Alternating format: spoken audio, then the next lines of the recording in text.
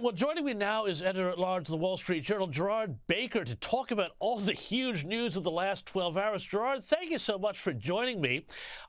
When I originally invited you on, I wanted to talk about Harvard and all of that sort of stuff, and we're going to get to that in a moment, I promise. But first of all, I've got to get your thoughts on this huge blow-up between Donald Trump and Elon Musk, because at the start of the week, we had sort of a philosophical fight between the MAGA and libertarian wings of the Republicans over this budget bill, and now it's turned into a full-on personal Donnybrook. The whole thing's very hard to fathom, and I'd love to explore with you where, beyond the egos and the personalities, what this split is on the right in America between, the purists who want more cuts, the Trump camp, and I guess any of the old school conservatives who must be looking at this and throwing up their hands. What do you make of all of it, Gerard? Well, James, as you say, this is just absolutely spectacular meltdown, blow up, whatever term you want to use to describe this breakdown in the relationship between these two men who, enormously powerful men who seem to be complementing each other, both complementing in both senses of the word. Musk obviously hoping to get Donald Trump elected, and Musk hoping to get things out of his relationship with Donald Trump. Look, you're right to put it in the context, obviously, of what's going on more broadly in the Republican Party with this dispute within the party over whether or not this budget bill that they're trying to push through Congress, Donald Trump's big, beautiful bill, which would cut taxes, or more correctly, extend the tax cuts that are already in place, which are due to expire at the end of this year, would extend those tax cuts, cut a little bit of spending, but overall it would add dramatically to the fiscal deficit. The US, as you know, James, already has a huge fiscal deficit. This would add significantly to it. The deficit would go up to something like $60 trillion over the next, the total debt the US has will go up to $60 trillion over the next 10 years. And there are a lot of Republicans who are very nervous about this, and Elon Musk is articulating those concerns. I think where it comes in particularly and where it's personal with Elon Musk is Musk, you remember, was the man that Donald Trump appointed to head the Doge operation, the Department of Government Efficiency. And I think Musk, whatever else one thinks about Musk, I think Musk genuinely believed he had a kind of mission there to reduce the size of government, and to do that in order to get government spending on a kind of sustainable level so that he would help, his legacy would be dealing with this massive deficit. As it turned out, there was no real prospect of him being able to do much with that Doge operation. Many vested interests in the government, including in the Republican Party, stopped him from doing that. I think he feels angry about that in the end, the big cuts he hoped to get ended up being an absolute paltry amount. And I think he's angry that he's been sort of rather exposed and humiliated and even used by the process. And that's why he's pushing this case now that the budget bill that Congress is passing is very, very reckless. And of course, this has put him straight into conflict with President Trump, who himself, of course, is the man ultimately behind these policies. Well, it's an interesting thing that we talk about here, because if you take these two huge personalities, Musk and Trump, out of the equation, as you say, there's still this huge fiscal crisis in the American budget. And frankly, we have a similar one on a smaller scale playing out here in Australia.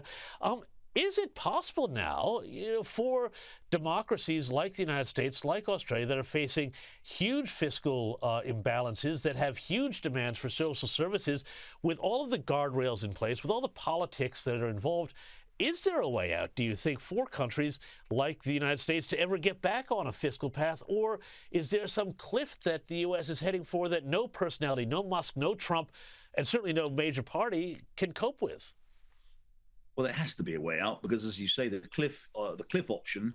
If you're heading down from a high place, down from a mountain, you've got two choices. One is to take a steep decline, traversing around the bends and twists and managing that carefully, or going over the edge. Only one typically ends up with you surviving at the end of it. So, they've got to find a way down from this extraordinary debt mountain that they have.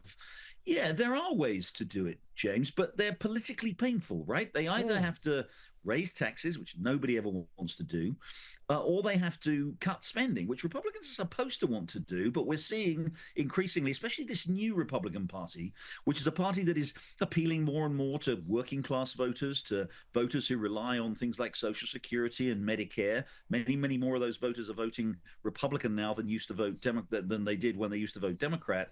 So you've got a party that has got a vested interest in keeping taxes low, and also increasingly got a vested interest in keeping spending high. That is a recipe, obviously, potentially for massive fiscal chaos. And they've got to get to grips with that. And so far, they're not doing it. There are ways to do it. You could, the US says, I don't need to get into the details, but the US does have a very expensive pension system, Social Security, which is generous, much more generous, actually. And people don't often know this, much more generous than most Western countries have. Those changes could be made. Not everybody, the Goldman Sachs investment banker doesn't need to receive the same amount of Social Security payments as the person who's been unemployed for the last 10 years. So there are ways in which these can be addressed. Same with Medicare or Medicaid spending. It will be painful, but it needs to be done because, and this is a very important point, James, I just want to make, drive home. And I know it's the same in Australia too. The more the deficit goes up, the more the deficit continues, the debt goes up, the more the government is paying every year in debt interest costs, in debt service costs. And those debt service costs alone will be eating up the bulk of the government's revenue. The United States is in a position in the next few years where the largest single entry in its book, in its spending book, will be debt interest. It won't be defense spending. It won't be Social Security or Medicare or any of those things. It will be the amount it's paying in interest on the debt that it's on the money that it's borrowed over the previous period. So that is not sustainable. That is where you get into what people talk about as a death spiral, a kind of vicious circle where you have to keep borrowing more and more and more money just to pay the interest on the debt that you already have.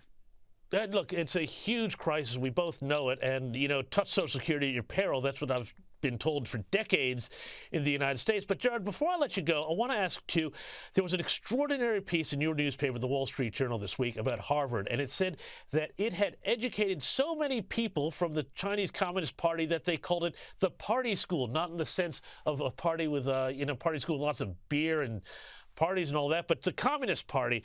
And you have said, you've written a great piece where you say that even though you're a big critic of Trump on a lot of things, when it comes to higher education and Harvard, bring it on. Bring on this fight with Harvard and clean up the mess that's going on there. Tell us a little bit more about what has been happening at Harvard, particularly that's made it so corrupted by CCP influence and everything else. Well, a number of things. James, as you know, all universities in the West, I know it's true in Australia, it's true in the UK, it's certainly true in the United States, of these elite universities have become captured in the last 30 years by this progressive left who control all of the major faculties, all of the institutions, crucially who can control the administration. They practice affirmative action policies, discriminating against people of certain races because they don't fit the ideological agenda of these people. They ban people from speaking at these universities. They teach only a monocultural left-wing progressive ideology.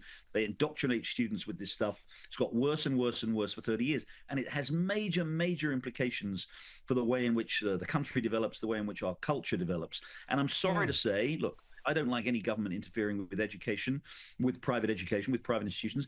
But in the end, terrible situation like we have in American education does require hard measures. And that's why, in the end, I think Trump is actually right on this.